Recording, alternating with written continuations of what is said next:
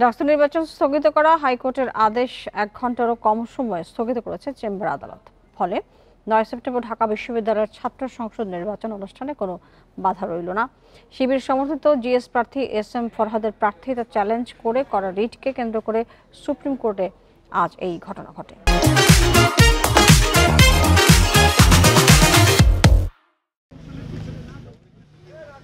ডাকসু নির্বাচনে ভোটগ্রহণ হবে 9 সেপ্টেম্বর।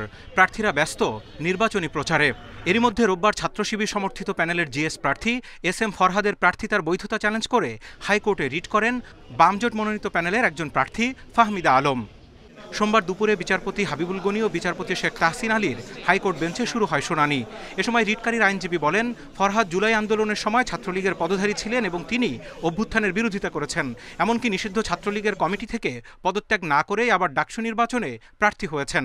পাল্টা শুনানিতে ঢাকা বিশ্ববিদ্যালয়ের আইনজীবী বিভিন্ন নথিপত্র তুলে ধরে আদালতকে জানান, ফরহাদের বিরুদ্ধে ছাত্রলীগের সংশ্লিষ্টতার তথ্য সঠিক নয় এবং তিনি জুলাই আন্দোলনে গুরুত্বপূর্ণ ভূমিকা পালন করেছেন। 1.5 ঘন্টা ধরে বিস্তারিত শুনানি শেষে বিকেল 4টার দিকে 30 অক্টোবর পর্যন্ত ডাকসু নির্বাচন স্থগিত করে আদেশ দেয় হাইকোর্ট। যার পিটিশনের ভিত্তিতে এই নির্বাচন আজকে স্থগিত হয়েছিল, তিনি নিজেও একজন ক্যান্ডিডেট, তিনি নিজেও ডাকসু নির্বাচন স্থগিত চাননি। তিনি প্রশ্ন তুলেছিলেন একজন প্রার্থীর ব্যাপারে। ফলে ডাকসু নির্বাচন স্থগিত থাকাটা কেউই ভালোভাবে নিবে বলে আমি মনে করি না। হাইকোর্টের স্থগিতাদেশের খবর ঢাকা বিশ্ববিদ্যালয় ক্যাম্পাসে পৌঁছালে বিক্ষুব্ধ হয়ে ওঠে শিক্ষার্থীরা। এর মধ্যেই ক্যাম্পাসের পরিস্থিতি তুলে ধরে বিচারপতি ফারাহ মাহবুবের চেম্বার আদালতে যান ঢাবির আইনজীবী।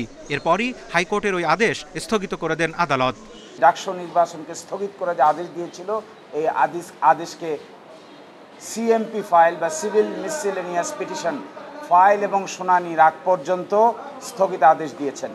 অর্থাৎ এই মুহূর্তে ঢাকা বিশ্ববিদ্যালয়ের ডাকসুর নির্বাচন পরিচালনার ক্ষেত্রে এই মুহূর্তে কোনো বাধা থাকলো না।